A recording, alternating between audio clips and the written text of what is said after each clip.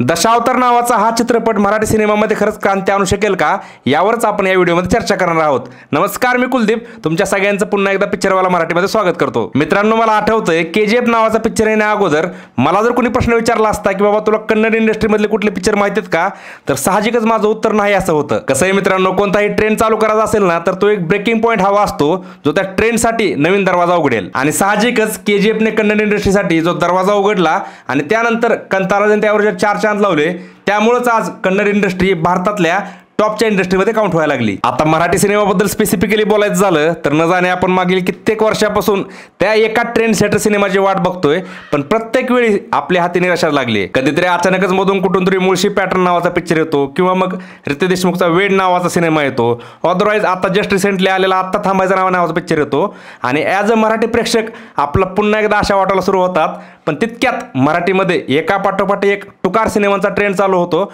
आणि पुन्हा आपल्या पदरी निराशाच पडते। मेन स्ट्रीम सिनेमा किंवा पॅन इंडिया सिनेमा ह्या कन्सेप्ट जणू मराठी सिनेमासाठी बनल्याच नाहीत असं आपल्याला वाटू लागतं, आणि अचानक पुन्हा दशावतार नावाच्या दर्जेदार सिनेमाच्या टीजर युट्यूबवर धडकतो आणि पुन्हा आपल्याला एक नवीन आशा देऊन जातो। जवळपास 1 मिनिटाचा असलेला हा दशावतार नावाचा मराठी सिनेमाचा टीजर बघितला आणि आज मनापासून असं वाटायला लागलंय की हा पिक्चर कदाचित तो पिक्चर असू शकतो जो मराठी निर्मात्यांना एक मार्ग दाखवू शकेल। दशावतार सिनेमाच्या टीजर बद्दल जर स्पेसिफिकली बोलायचं झालं तर या टीजर मध्ये आपल्याला काही अशा गोष्टी बघायला भेटल्यात की ज्या आजपर्यंत आपल्याला मराठी सिनेमामध्ये क्वचितच बघायला भेटतात। दिग्गज कलाकारांची फौज असो, दर्जेदार कथानक असो, सुंदर अशी सिनेमॅटोग्राफी असो, किंवा अंगावर काटा आणणारा बीजीएम, दशावतारचा टीजर खरंच मनापासून खूप प्रॉमिसिंग वाटतोय। 80 पार केलेले दिलीप प्रभावळकर असो, महेश मांजरेकर असो, किंवा भरत जाधव असो, यांच्याकडून खरोखर आता अपेक्षा खूप वाढलेत, आणि खास करून भरत जाधव यांच्याकडून खूप अपेक्षा आहेत। त्यांनी खरोखरच आता थांबायचं नाही नंतर दशावतार नावाचा हा सिनेमा सिलेक्ट करून दाखवून दिलंय की ते खरोखर कौतुकास पात्र आहेत। दशावतारचा टीजर ज्याप्रमाणे आपल्याला प्रॉमिसिंग वाटलाय,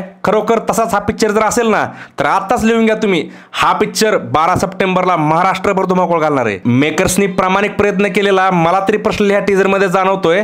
आता आपली बारी आहे ॲज अ प्रेक्षक, आपण जर ह्या सिनेमासाठी फेल गेलो तर पुन्हा कोणताही निर्माता असा चांगला पिक्चर बनवण्यासाठी मोठं पाऊल उचलायला घाबरून जाईल। तुम्ही जर अजून दशावतारचा टीजर बघितला नसेल तर युट्यूबवरती आत्ताच हा टीजर बघून घ्या, आणि तुमच्या प्रतिक्रिया काय आहेत मला कमेंट करून नक्की सांगा। आजच्या व्हिडिओमध्ये एवढंच। चॅनलला नवीन असाल तर आपलं सबस्क्राईब करायला विसरू नका। भेटू पुन्हा एकदा अशाच धमाकेदार व्हिडिओमध्ये। कल्टेश।